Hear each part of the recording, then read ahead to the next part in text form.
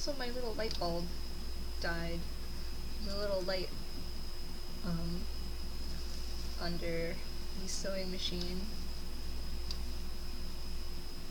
But mine burnt out. When I plugged it in, I wasn't even sure if I had plugged it in right, because usually the light coming on is what tells you that your machine is on. And I was like, oh god, what's wrong with my machine? It's not working. Everything's fine. Just the light.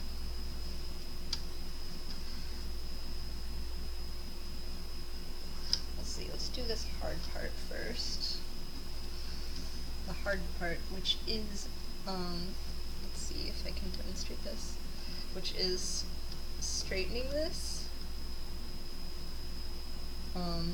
so that I'm sewing on something relatively flat rather than the elastic gathering.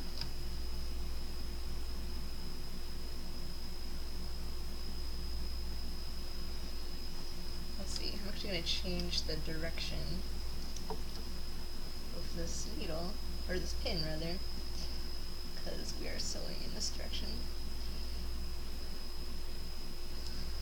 And this keeps coming undone. Oh jeez.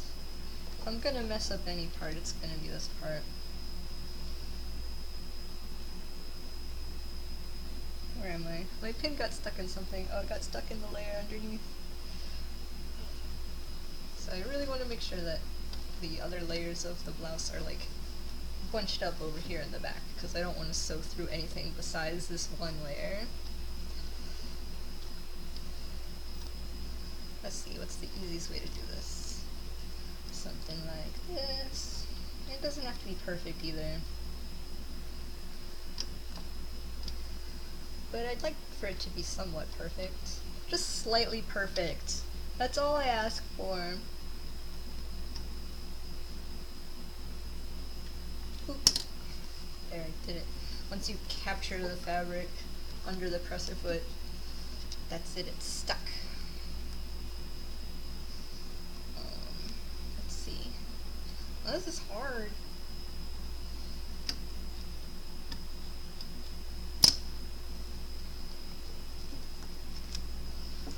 I'm just gonna go for it. Well, first I'm gonna make sure I don't have any fabric under there that I don't want to sew through. Look, I almost did! I got really close to messing up the other layer. Presser foot is strong.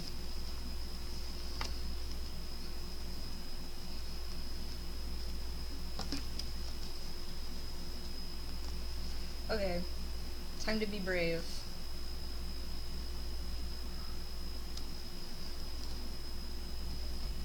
I think, yes. Let's do it. Let's just do it. Let's make a few stitches.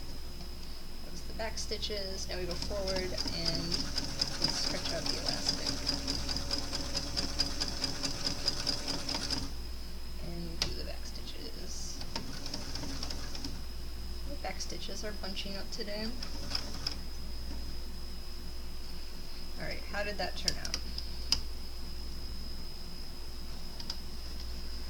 Not too bad. I would like to sew a little closer. So let's do it again.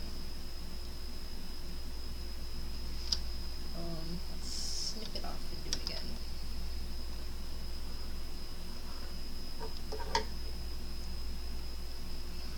I want to just sew like really close to the edge there is what I'm going for.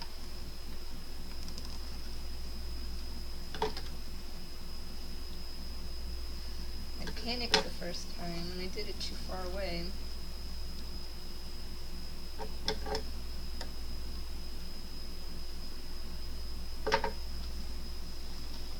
What's this? Now I'm lost. What is happening? I dropped my scissors. Tiny, snippy scissors, perfect for doing little projects and big projects. I would say that making a top is a big project, and my smaller projects are more like plushes, small accessories like headbands and stuff. A top is a big project, and small scissors are still among the most useful things you can have. because they are excellent for making little thread snips. So we're closer this time. Closer to the edge of tomorrow.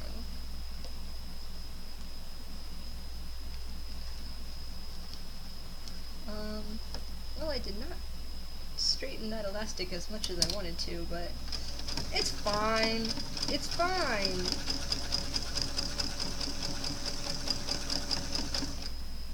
Did it. And we're back stitching.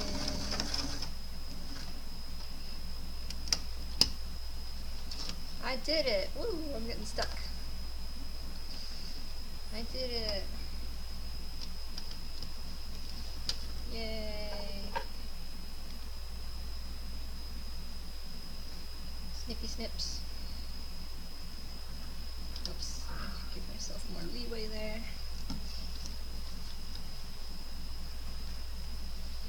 Snip. Yay! We sewed across there. And it still stretches. That's all I wanted. I didn't want to ruin the stretchiness of the elastic. And then we're gonna flip it around 90 degrees there and pretty much go along the exact same stitch that I made when I had folded the lace under, which was the very edge of the blue.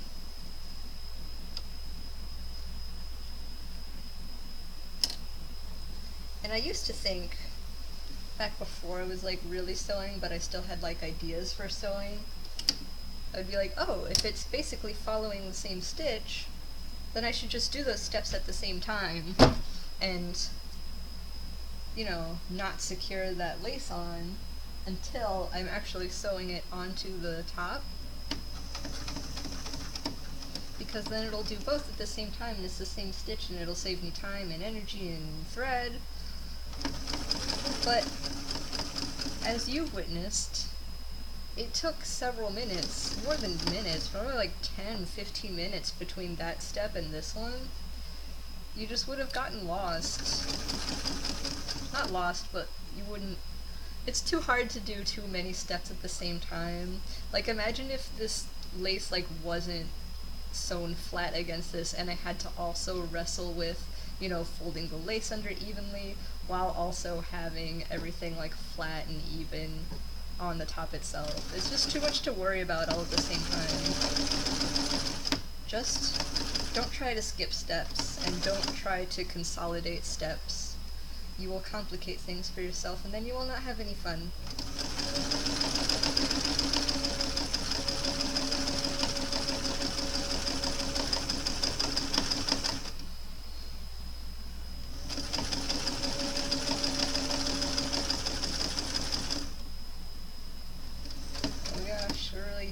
Like, there's so many fabric folds at the end under here. I wonder if I shouldn't have folded this under like I so impromptu decided to. Oh, there you go. Now we find out how many layers of fabric this thing can go through. Now we have to backstitch and go over it again. Oh, backstitching was easier than the first time. I did it!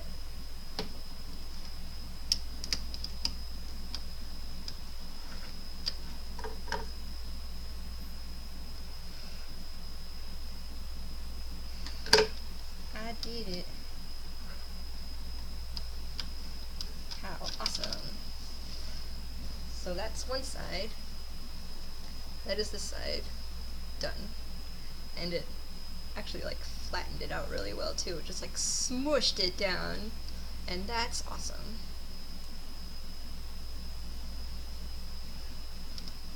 And going down this side, let's see.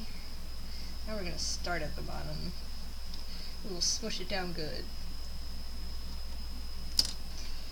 And again, with the, I don't know if the camera's picking this up, but we really want to make sure that we're not going through these underlayers, because then your front layer will be sewn to your bottom layer, or your back layer, and you don't want that. You wouldn't be able to wear it.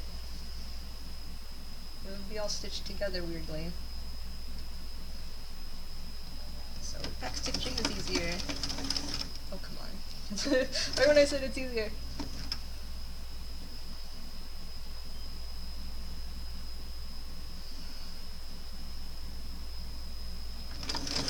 Oh, now it's not going forward.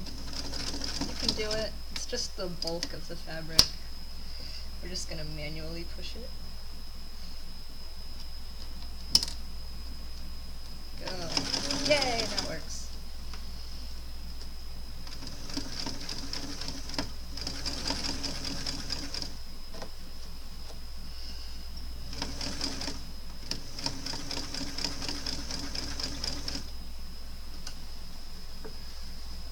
Again, just because I'm moving it up, I'm making sure I have this all rolled away out of the way.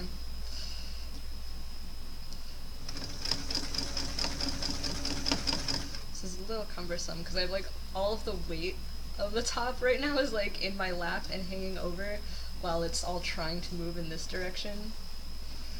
So let's see, what can I do? I can kind of bunch this up.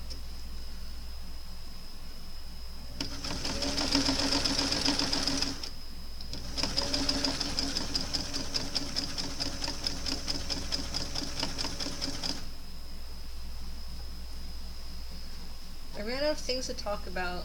We can talk about video games some more.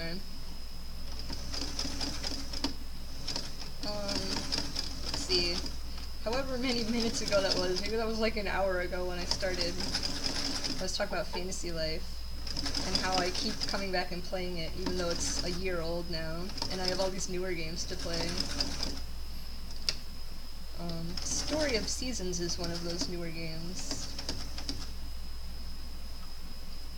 which is the new Harvest Moon game.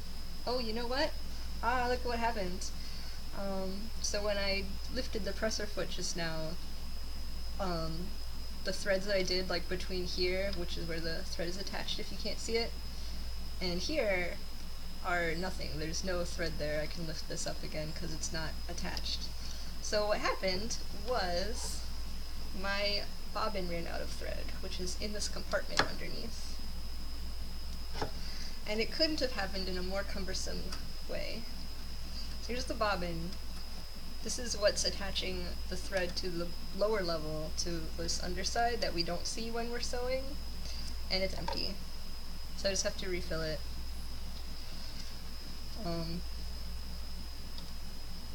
Let's see, where can I cut this? I'm actually going to grab this other bobbin.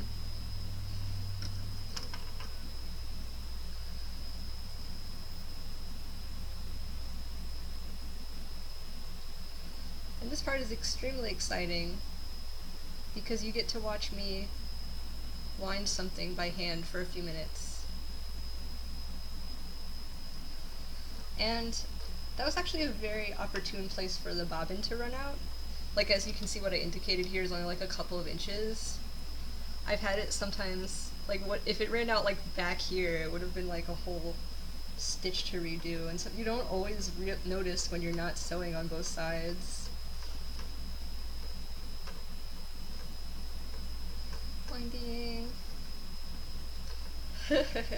There's some way to wind the bobbin on the machine. There's like a bobbin winder over here, but this is really old. Like, there's supposed to be rubber on this like tiny spool up here that, and the rubber like is what holds onto the metal and spins it around really fast. But the rubber is like coming off, so I think that if I tried to you know, attach it all in the way the instruction manual says, then it just wouldn't do anything. So I might as well do it by hand. In the meantime, we can talk about video games, like Story of Seasons. Super Yogg-Sothoth, what game are you talking about when you say that you were bad at it? Were you talking about Story of Seasons or Fantasy Life? Because either, well, Fantasy Life's easier. There's usually like a red plot arrow pointing you where to go. Story of Seasons is easy to like mess up. Like, you can just overwhelm yourself with how much stuff there is to do and get all